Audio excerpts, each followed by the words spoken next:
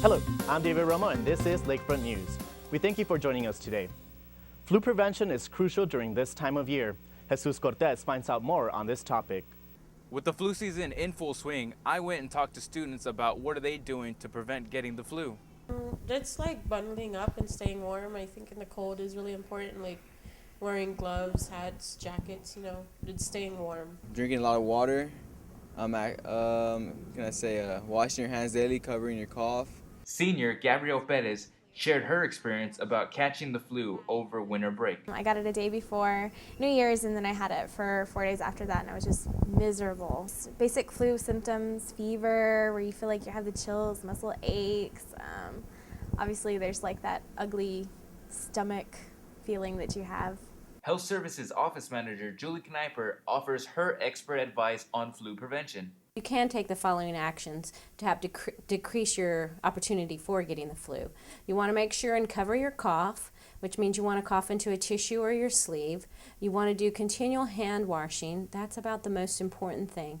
You also want to stay very hydrated.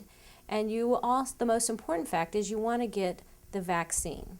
Unfortunately, the university is no longer offering the flu shot at this time, but it is still available at locations like Walgreens and H-E-B health clinics. Julie explains how long students should wait before coming back to class after catching the flu. What you want to do is you want to be fever-free for 24 hours. With this being one of the worst flu seasons, it's important to take these precautions. For Lakefront News, this is Jesus Cortez.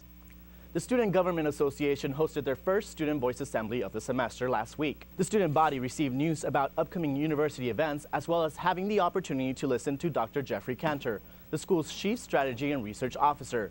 Dr. Cantor rolled out the school's newly approved strategic plan that was presented to faculty and staff at the beginning of the semester. The plan sets goals for the university to tackle the issues of retention and graduation rates, as well as the overall experience students get by coming to OLLU.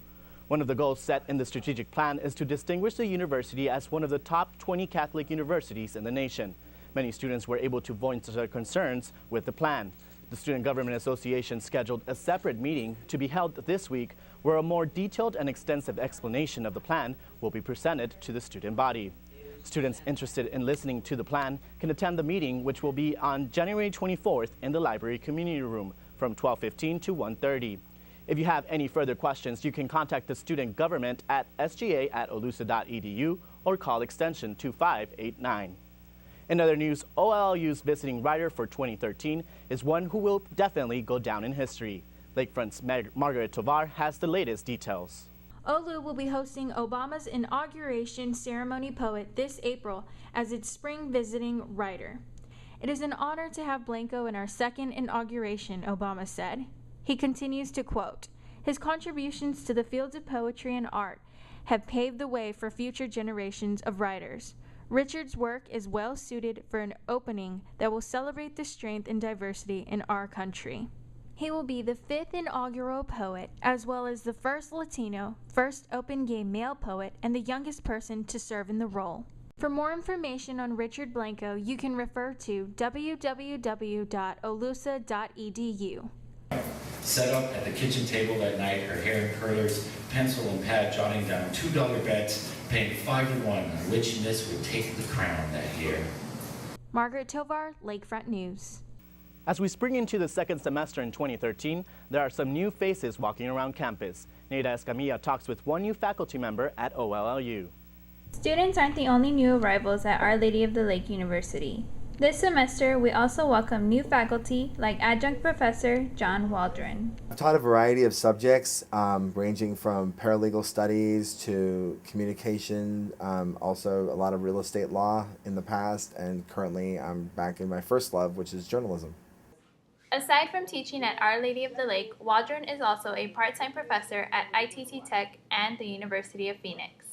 I try to get every student to participate and get them to contribute their writing or their particular styles or their contributions, and to make it more of an interaction and less of a lecture.